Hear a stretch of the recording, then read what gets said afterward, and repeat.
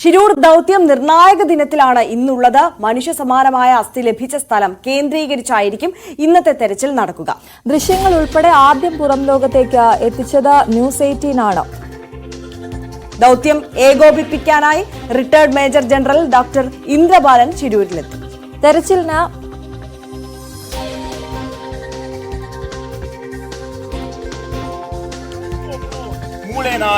ಎನ್ನುವಂತ ಬಗ್ಗೆ ಈಗ ಪತ್ತೆ ಹಚ್ಚಬೇಕಾಗಿದೆ. ಈಗಾಗಲೇ ಈಗ DNA ಟೆಸ್ಟ್ ಮಾಡಬೇಕಾಗಿದೆ. ಆ ಮೂಲಕ ಈಗ ಇದು ಯಾರ ಮೂಳೆ ಎನ್ನುವಂಥದ್ದು ತಿಳಿಯಬೇಕಾಗಿದೆ. ಈಗಾಗಲೇ ನಾಪತ್ತೆಯಾದವರ ಪೈಕಿ ಒಂದು ಕೇರಳ ಮೂಲದ ಅರ್ಜುನ್ ಇದ್ದಾನೆ. ಅದೇ ರೀತಿ ಸ್ಥಳೀಯರ ರೀತಿಯಲ್ಲಿ തെരച്ചിലിന് അനുമതി ലഭിച്ചതോടെ ഈശ്വർ മൽപ്പയും ഇന്ന് മടങ്ങിയെത്തും. അർജുന്റെ ലോറിയുടെ സ്ഥാനം കണ്ടെത്തിയ ഭാഗത്തെ മണ്ണ് ഇന്നത്തോടെ പൂർണ്ണമായും നീക്കം ചെയ്യാൻ കഴിയുമെന്ന പ്രതീക്ഷയിലാണ് ദൌത്യസംഘം. ഡ്രഡ്ജർ ഉപയോഗിച്ചുള്ള തെരച്ചിലിനൊപ്പം നേവിയുടെയും NDRFന്റെയും SDRFന്റെയും ഈശ്വർ മൽപ്പയുടെയും നേതൃത്വത്തിലായിരിക്കും ഇന്നത്തെ തെരച്ചിൽ. ശിരൂരിൽ നിന്നും KV ബൈജു ചേരുന്നു. Baiju, very good morning. ശിരൂരിൽ ഇന്നലെ അസ്ഥി കണ്ടെത്തിയപ്പോൾ അത് ആദ്യം നമുക്ക് പ്രേക്ഷകരിലേക്ക് എത്തിക്കാനായി. അതിന് അഭിനന്ദനങ്ങൾ. കാരണം ആദ്യം മുതലേ ബൈജു അവിടെയുണ്ട്. ശിരൂരിൽ അർജുന്റെ കുടുംബത്തിനൊപ്പമുണ്ട്. ഒപ്പം ഈശ്വർ മൽപ്പ ഇന്നലെ പോയപ്പോൾ എനിക്ക് തോന്നുന്നു അദ്ദേഹത്തെ അനുനയിപ്പിക്കാൻ വരെ ഒരു ശ്രമം ബൈജുവിന്റെ ഭാഗത്തു നിന്നുണ്ടായി. അപ്പൊ ഇന്ന് ഈശ്വർ മൽപ്പയും കൂടി അങ്ങോട്ടേക്ക് വരുന്നു എന്ന് പറയുമ്പോൾ നമുക്ക് കൂടുതൽ അന്വേഷണത്തിന് അല്ലെങ്കിൽ അതിന് ഊർജ്ജം പകരുന്നതാണ്. എന്തൊക്കെയാണ് വിവരങ്ങൾ? എങ്ങനെയായിരിക്കും ഇന്നത്തെ നീക്കങ്ങൾ?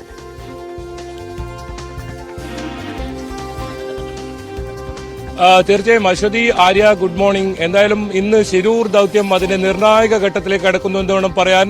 കാരണം ഇന്നത്തെ തിരച്ചിൽ അത്രത്തോളം നിർണായകമാണ്. ഏതായാലും ഞാനിപ്പോൾ നിൽക്കുന്നത് ആ ഗംഗാവലി പുഴയുടെ തീരത്തു തന്നെയാണ്. നമുക്ക് ദൃശ്യങ്ങളിലൂടെ തന്നെ കാണാം. ആ ഡ്രഡ്ജർ അവിടെ കാണാം. ഇപ്പോൾ ഡ്രഡ്ജർ ഇപ്പോൾ വെച്ചിട്ടുള്ള ആ സ്ഥലം അവിടെയാണ് ഈ ഇന്ദ്രബാൽ അദ്ദേഹം മാർക്ക് ചെയ്ത CP4 തൊട്ട് അടുത്തായ ആ സ്ഥലം. അവിടെയാണ് ഈ ഇന്നലെ അസ്ഥി ലഭിച്ച ആ ഒരു സ്ഥലം. അവിടെ കേന്ദ്രീകരിച്ച് ഇന്ന് തെരച്ചിൽ നടത്താനാണ് തീരുമാനം. എന്തായാലും ഇന്നത്തെ തെരച്ചിലിന് പ്രത്യേകത എല്ലാ സംഘങ്ങളും ഒന്നിക്കുന്നു എന്ന് തന്നെയാണ്. NDRFും SDRFും പോലീസും ഫയർഫോഴ്സും ഉൾപ്പെടെ മുഴുവൻ സേനാംഗങ്ങളും എത്തുന്നു. അതിനു പുറമെ ഇന്ദ്രബാൽ അദ്ദേഹം ഇന്ന് നേരിട്ട് ശിരൂരിൽ വീണ്ടും എത്തുന്നു. നമുക്കറിയാം ഈ ദൌത്യത്തിൽ ആദ്യഘട്ടത്തിൽ ഇന്ദ്രബാൽ അദ്ദേഹം ഇവിടെ ഇത്തരത്തിലുള്ള പരിശോധന നടത്തുകയും ഈ ലോറിയുടെ ലോഹഭാഗങ്ങൾ വലിയ ബെൻസ് വാഹനത്തിന്റെ ലോഹഭാഗങ്ങൾ കണ്ടെത്തുന്ന സാഹചര്യം ഒക്കെ ഉണ്ടായിരുന്നു. ആ സ്ഥലം കേന്ദ്രീകരിച്ച് തന്നെയായിരിക്കും ഇന്നത്തെ തെരച്ചിൽ. ഇന്നലെ നേവിയുടെ സോണാർ പരിശോധനയിൽ കണ്ടെത്തിയ ആ സ്ഥലത്ത് തെരച്ചിൽ നടത്തിയെങ്കിലും ഏതെങ്കിലും തരത്തിൽ നമ്മുടെ അർജുന്റെ ലോറിയോ അർജുന്റെയോ കണ്ടെത്താൻ സാധിച്ചിരുന്നില്ല.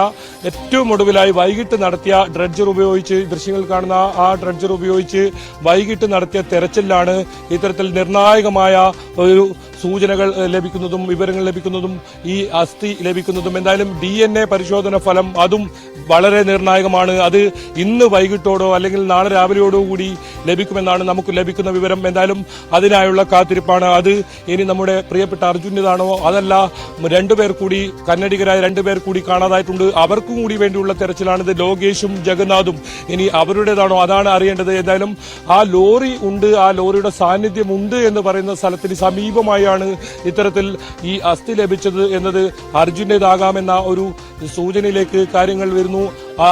അതിനിടയിൽ തന്നെ ഇത് മനുഷ്യൻ്റെതാണോ അല്ല മൃഗങ്ങളോ മറ്റോ ആണോ എന്ന കാര്യത്തിലും ഒരു സംശയമുണ്ട്. അതിനും സ്ഥിരീകരണം വരണം.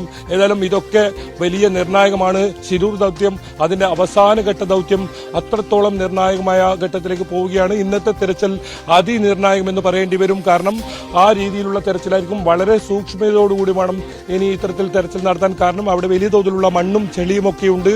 അതൊക്കെ മാറ്റി ഇത്തരത്തിൽ എന്തെങ്കിലും കൂടുതൽ വസ്തുക്കൾ ഇന്നലെ ലഭിച്ചതുപോലെ ഈ അസ്ഥിയോ അതുപോലെ മനുഷ്യ ശരീരാവശിഷ്ടങ്ങളോ എന്തെങ്കിലും കിട്ടുമോ എന്ന അത്രത്തോളം സൂക്ഷ്മതയോടുകൂടിയുള്ള തെരച്ചിലായിരിക്കും ഉണ്ടാവുക. എന്തായാലും ഈ തെരച്ചിൽ നമ്മളും ഉണ്ടാവും. ഇവിടെ ഇത്തരത്തിൽ തത്സമയ വിവരങ്ങളുമായി തത്സമയ ദൃശ്യങ്ങളുമായി ന്യൂസ് 18 സംഘവും ഉണ്ടാവും. എന്തായാലും ആ വാർത്ത ആദ്യം പുറം ലോകത്തേക്ക് അറിയിക്കാൻ കഴിഞ്ഞു എന്നത് തന്നെയാണ് ന്യൂസ് 18 സംബന്ധിച്ചിടത്തോളം നമ്മളെ സംബന്ധിച്ചിടത്തോളം ചാരിതാർത്ഥ്യം.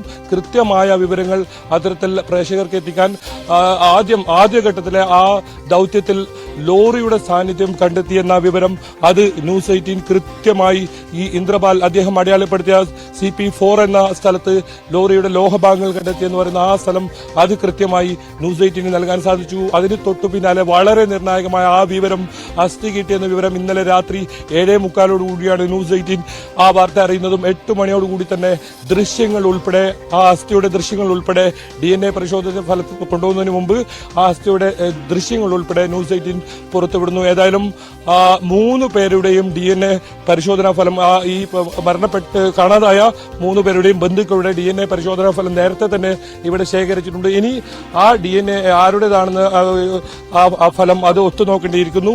അത്തരം പ്രവർത്തികളായിരിക്കും ഇന്ന് നടക്കുക. ബൈജു, നമ്മളെ ഏറെ ആകാംക്ഷയോടെ ഉറ്റുനോക്കുന്ന ഒരു കാര്യവും അത് തന്നെയാണ്. ബൈജു ഇപ്പൊ സൂചിപ്പിച്ചതുപോലെ തന്നെ 2 പ്രധാനപ്പെട്ട കാര്യങ്ങളാണ്. ഒന്ന്, ഇന്ന് അവിടെ നടക്കാൻ പോകുന്ന ഈ CP4 എന്ന് മാർക്ക് ചെയ്ത സ്ഥലത്ത്, നമുക്ക് അസ്ഥി കിട്ടിയ സ്ഥലത്ത് നടക്കാൻ പോകുന്ന തെരച്ചിൽ, അത് ഏറെ നിർണായകമാണ്. കൂടുതൽ അവശിഷ്ടങ്ങൾ ലഭിക്കുമോ, അർജുന്റെ ലോറിയുടെ ഭാഗങ്ങൾ ലഭിക്കുമോ എന്നൊക്കെ നമ്മൾ ആകാംക്ഷയോട് ഉറ്റുനോക്കുന്നുണ്ട്. അതേസമയം തന്നെ ഇപ്പോൾ ലഭിച്ചിട്ടുള്ള ഈ അസ്ഥി അത് മനുഷ്യന്റേതാണോ മൃഗത്തിന്റേതാണോ എന്നുള്ള ഫലം ആദ്യം വരണം, ആ പരിശോധനാ ഫലം വരണം. അതിനുശേഷമായിരിക്കുമല്ലോ സ്വാഭാവികമായും DNA പരിശോധനയ്ക്കായി അയക്കുക. ഈ പ്രാഥമികമായ ഈ ഫലം അത് എപ്പോഴത്തേക്ക് ഇന്ന് നമ്മൾ പ്രതീക്ഷിക്കണം ബൈജു?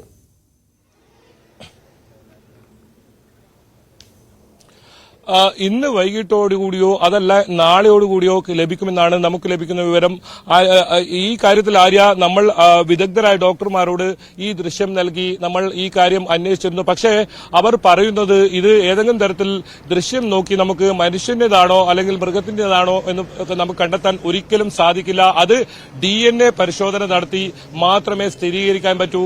അതുപോലെ തന്നെ അതിനുശേഷം ഇത് അങ്ങനെയാണെങ്കിൽ ഇവിടെ കാണാതായിട്ടുള്ള 3 പേരുണ്ട്, ആരുടേതാണെന്ന് അറിയേണ്ടിയിരിക്കുന്നു. അതിലേറ്റവും പ്രധാനം ഈ അർജുന്റെ ലോറിയുടെ ലോഹഭാഗം കണ്ടെത്തിയെന്ന് പറയുന്ന അതേ സ്ഥലത്ത്, അതിന് സമീപത്ത് നിന്നാണ് ഈ അസ്ഥി കിട്ടിയെന്നത്. അതാണ് നമുക്ക് ഏറ്റവും പ്രതീക്ഷ ഉണ്ടാക്കുന്നത്. എന്തായാലും ഈ കുടുംബം ഇപ്പോൾ ഇവിടെയുണ്ട്. അഞ്ജു ഉൾപ്പെടെയുള്ള, ജതിനും ഉൾപ്പെടെ ഇവിടെ ഈ ശിരൂരിൽ തന്നെയുണ്ട്. അഞ്ജു ഇന്നലെ മടങ്ങുമെന്നാണ് അറിയിച്ചത്. പക്ഷേ ഇന്നലെ അവർ ഇവിടെ നിന്നും പോയിട്ടില്ല. അവർ അല്പസമയത്തിനകം തന്നെ ഈ സ്ഥലത്തേക്ക് എത്തുമെന്നാണ് നമ്മോട് അറിയിച്ചിട്ടുള്ളത്. എന്തായാലും അവരും വലിയ പ്രതീക്ഷയോടെയാണ് കാത്തിരിക്കുന്നത്.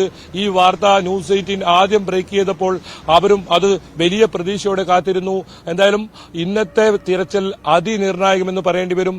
മാത്രമല്ല, ആര് സൂചിപ്പിച്ചതുപോലെ തന്നെ ഈ ലോറി കണ്ടെത്തേണ്ടതുണ്ട്. ആ ലോറി ഇന്നത്തെ തെരച്ചിൽ കണ്ടെത്താനാകുമോ? അതിനാണ് ഇന്ദ്രപാൽ അദ്ദേഹം നേരിട്ട് ഇവിടെ എത്തുന്നത്. കുടുംബം കൂടി ആവശ്യപ്പെട്ട പ്രകാരമാണ് അദ്ദേഹം എത്തുന്നത്.